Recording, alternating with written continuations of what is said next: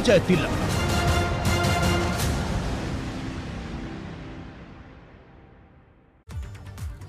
नमस्कार, बहुत बहुत स्वागत आप सभी का। आप देख रहे हैं न्यूज़ 84 और आपके साथ मैं हूं राजेंद्र देव।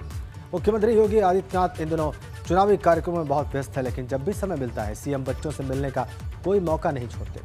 और ऐसी कुछ तस्वीरें कानपुर के चकेरी एयरपोर्ट से मिली हैं, जिसमें सीएम विमान से उतरने के बाद कुछ यात्रियों से मिले। इस दौरान सीएम ने बच्चों को अपनी गोद में खिलाकर दुलार भी किया। कई यात्री सीएम के साथ सेल्फी भी खींचते नजर आए। ये देखिए आप, ये तस्वीरें देख लीजिए आप। जैसे ही बच्चे सामने होते हैं मुख्यमंत्री के, एक अलग रूप उनका दिखाई देता है। देखिए आप कानपुर के चकेरी एयरपोर्ट पर कैसे छोटे से बच्चे से दुलार करके देखे गए मुख्यमंत्री योगी आदित्यनाथ। कानपुर के चकेरी एयरपोर्ट की तस्वीरें हैं। यात्रियों ने मुख्यमंत्री योगी के साथ सेल्फी भी ली।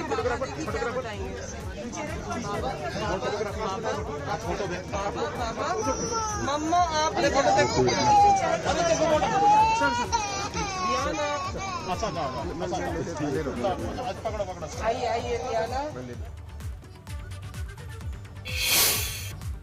इधर भाजपा के राष्ट्रीय अध्यक्ष जेपी नड्डा और मुख्यमंत्री योगी आदित्यनाथ ने कानपुर का दौरा किया। इस दौरान दोनों नेताओं ने पहले कानपुर के बाबा नामदेव गुरुद्वारे में मत्था टेका। इसके बाद जेपी नड्डा ने कानपुर में पार्टी के क्षेत्रीय कार्यालय का उद्घाटन किया। इस दौरान भी सीएम योगी और तमाम नेता मौजूद रहे। पार्टी कार्यालय का उद्घाटन करने के बाद जेपी नड्डा और सीएम योगी बूथ अध्यक्ष सम्मेलन में पहुंचे। दोनों ही जगह दोनों नेताओं ने पार्टी कार्यकर्ताओं का उत्साह तो बढ़ाया ही, विपक्ष पर परिवारवाद और वंशवाद समेत तमाम मुद्दों को लेकर बड़े हमले बोले। 3 अलग अलग कार्यक्रमों की तस्वीरें इस वक्त आपकी स्क्रीन पर हैं।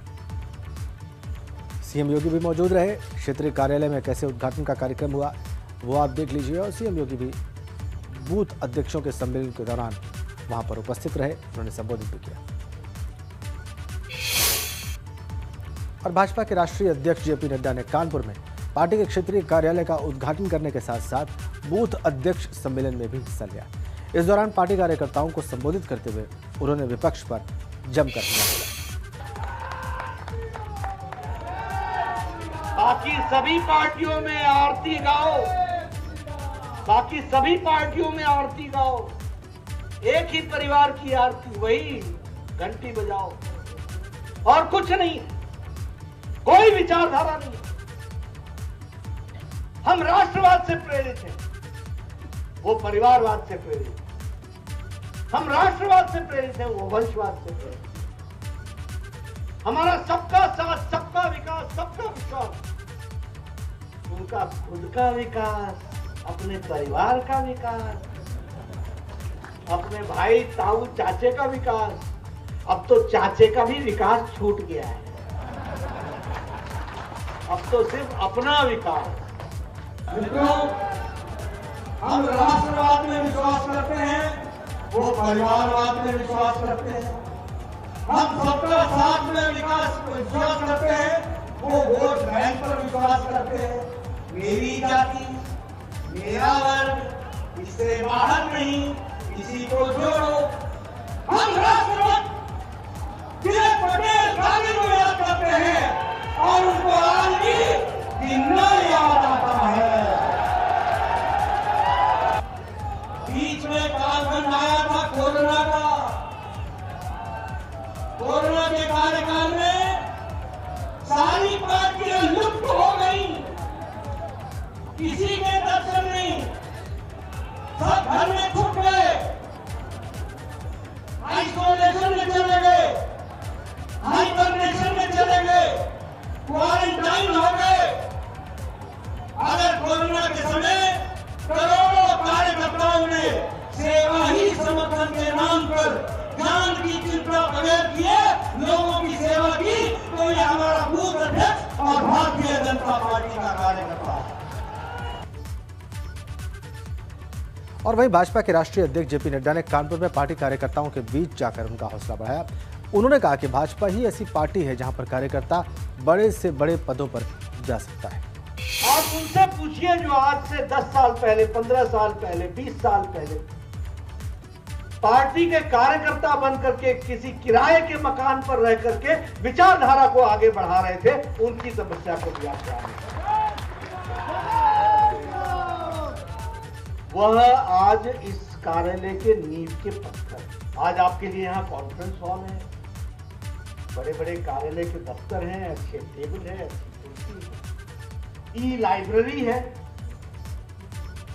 डिजिटल दुनिया है। हमारे कार्यकर्ता क्या शौक के साथ 8 स्थानों पर कार्यालय में डिजिटल के माध्यम से आज जुड़े हुए हैं। ये नई विकास की एक छलांग है और उस विकास की छलांग का उपयोग करते हुए हम आगे बढ़े। इसलिए कार्यालय का बनना और उस कार्यालय का उपयोग होना यह हम सब के लिए बहुत ही सौभाग्य की बात है। मैं चाहूंगा मीडिया के भाइयों को जरा कैमरा मेरे तरफ से और मन से हटाकर जरा ये पूर्व अध्यक्षों को दिखाइए, जरा उनकी तस्वीर दिखाइए। देखिए सारा देश, ये सभा नहीं है, ये हमारे वीर पूर्व अध्यक्षों का सम्मेलन है जिसमें वहीं कानपुर दौरे पर सीएम योगी ने भी विपक्ष पर जमकर वार किए। खासकर ओवैसी और समाजवादी पार्टी पर सीएम योगी ने बड़ा हमला बोला। उन्होंने कहा कि ओवैसी सपा के एजेंडे और यहां माहौल बिगाड़ने वालों से सख्ती से निपटा जाएगा। हर व्यक्ति जानता है कि ओवैसी समाजवादी पार्टी के एजेंट बनकर के प्रदेश में भावनाओं को भड़काने का कार्य कर रहे हैं, लेकिन उत्तर प्रदेश आज इस दिशा में आगे बढ़ चुका है। अब दंगा नहीं, दंगा मुक्त प्रदेश के रूप में उत्तर प्रदेश की पहचान है। आज यहां पर मैं चेतावनी दूंगा उस व्यक्ति को जो यहां पर सिटीजनशिप अमेंडमेंट एक्ट के नाम पर फिर से भावनाओं को भड़काने का कार्य कर रहा है। और भाइयों बहनों, मैं इस अवसर पर चाचा जान और अब्बा जान के नैया से कहूंगा कि वे सावधान होकर के सुन लें। अगर प्रदेश की भावनाओं को भड़का करके माहौल खराब करोगे तो फिर सख्ती के साथ सरकार निपटना भी जानती है। उत्तर प्रदेश और देश के विकास का एक आधार बन सकता था, लेकिन आजादी के बाद परिवारवादी सोच के लोगों ने, जातिवादी सोच के लोगों ने, वंशवादी सोच के लोगों ने न केवल सामाजिक ताने बाने को छिन्न भिन्न किया, बल्कि अपने राजनीतिक स्वार्थ के लिए इस क्षेत्र के विकास को भी बाधित करने में कोई कोताही नहीं बरती। इधर कानपुर में भाजपा कार्यालय के उद्घाटन पर प्रियंका ने तंज कसा है। प्रियंका गांधी वाड्रा ने भाजपा पर ट्वीट करके निशाना साधा। कोरोना काल में कानपुर के लोगों ने बहुत कष्ट झेले थे, ये प्रियंका का कहना है। ट्वीट का कंटेंट आप देखिए। कानपुर में अस्पताल नहीं, अब एक कार्यालय तैयार किया गया। आज भाजपा कार्यालय का उद्घाटन करने पहुंचे थे नड्डा। प्रियंका ने ट्वीट कर लिखा कि खराब स्वास्थ्य सुविधाओं की वजह से कानपुर की जनता ने कोरोना के दौरान बहुत कष्ट झेले थे, लेकिन भाजपा की प्राथमिकता देखिए, अपना भव्य कार्यालय तैयार कर लिया, मगर जनता के लिए अस्पताल की एक ईंट भी नहीं रखी। जनता सब देख रही है। और जेवर एयरपोर्ट के शिलान्यास से पहले शुरू हुई सियासत। मंत्री सिद्धार्थनाथ सिंह ने अखिलेश यादव पर निशाना साधा है। शिलान्यास के बाद अखिलेश ने कहा कि मेरा सपना चुरा लिया। शिलान्यास के बाद अखिलेश कहेंगे, ये कहा है सिद्धार्थनाथ सिंह ने ट्वीट करके। देखिए ट्वीट क्या करते हैं। अब मोदी जी 25 तारीख को नोएडा अंतर्राष्ट्रीय एयरपोर्ट का शिलान्यास करने वाले हैं। मुंगेरी लाल के सपने देखने वाला एक व्यक्ति अपनी कुंभकर्णी नींद से जागेगा और कहेगा कि ये तो मेरा सपना था जो योगी जी ने चुरा लिया है। अखिलेश यादव को टैग किया है सिद्धार्थनाथ सिंह ने। #क्रेडिट चोर अखिलेश ये लिखा है ट्वीट करके। इधर लखनऊ में बसपा कार्यालय पर मायावती ने प्रेस वार्ता की और बताया कि आज पार्टी की 86 सुरक्षित सीटों को लेकर वहां के विधानसभा अध्यक्षों की बैठक है। खुद मायावती पार्टी पदाधिकारियों के काम की समीक्षा करेंगे। इसके अलावा मायावती ने बताया कि इस चुनाव में बसपा एक फोल्डर के जरिए जन जन तक अपना काम बताएगी। उन्होंने ये भी दावा किया कि अब तक उनकी सरकार जैसा काम किसी भी सरकार ने नहीं किया है। पूरे प्रदेश में बसपा कार्यकर्ता काम कर रहे हैं।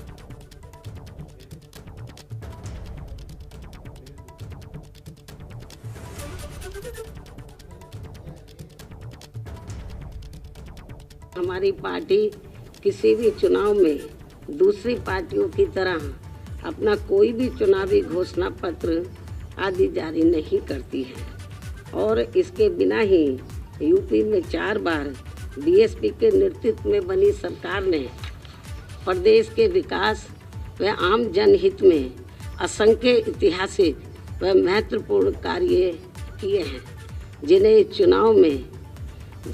चुनाव में प्रदेश की जनता को याद दिलाने के लिए एक फोल्डर भी तैयार किया गया है, जो पार्टी द्वारा जन जन तक पहुंचाया जाएगा।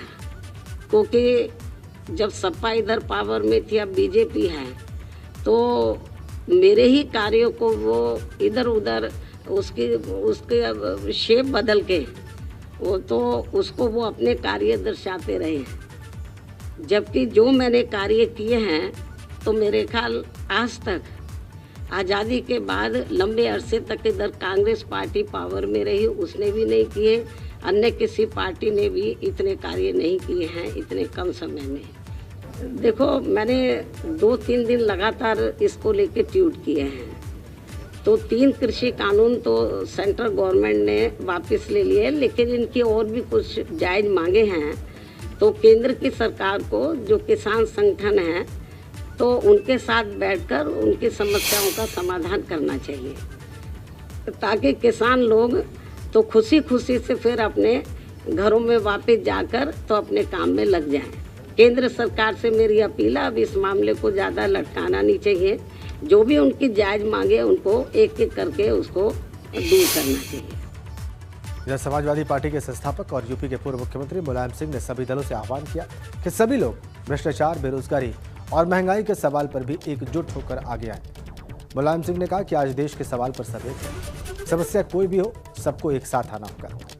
मुलायम ने कहा कि इसी भावना से हम साथ रहेंगे तो देश का विकास होगा और इसे कोई नहीं रोक सकेगा।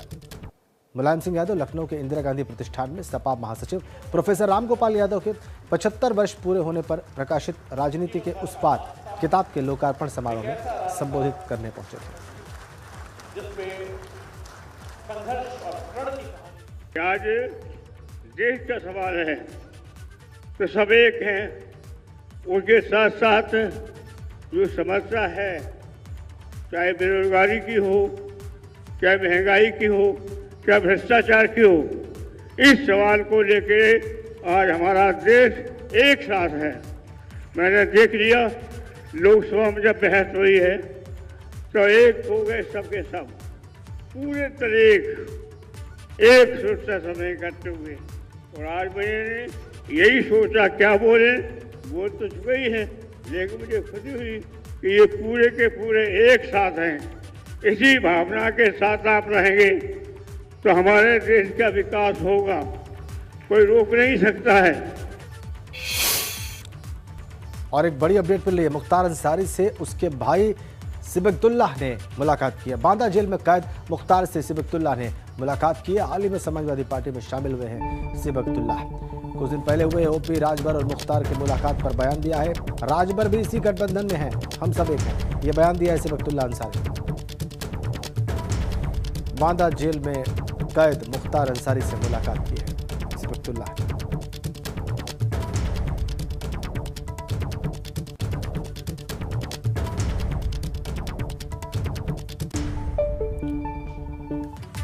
यूपी विधानसभा चुनाव को लेकर आखिर कैसी सियासी बयार बह रही है, लोग क्या सोच रहे हैं, लोग किन बातों पर चर्चा कर रहे हैं, उनके मुद्दे क्या हैं, ये समझने के लिए जानना जरूरी है कि आखिर क्या चल रहा है। अब हम आपको ले चलते हैं शामली में हमारे संवाददाता पंकज प्रजापति के पास, जो सीधे आम लोगों से बात करेंगे, पूछेंगे कि 2022 चुनाव से पहले उनके दिलो दिमाग में क्या चल रहा है।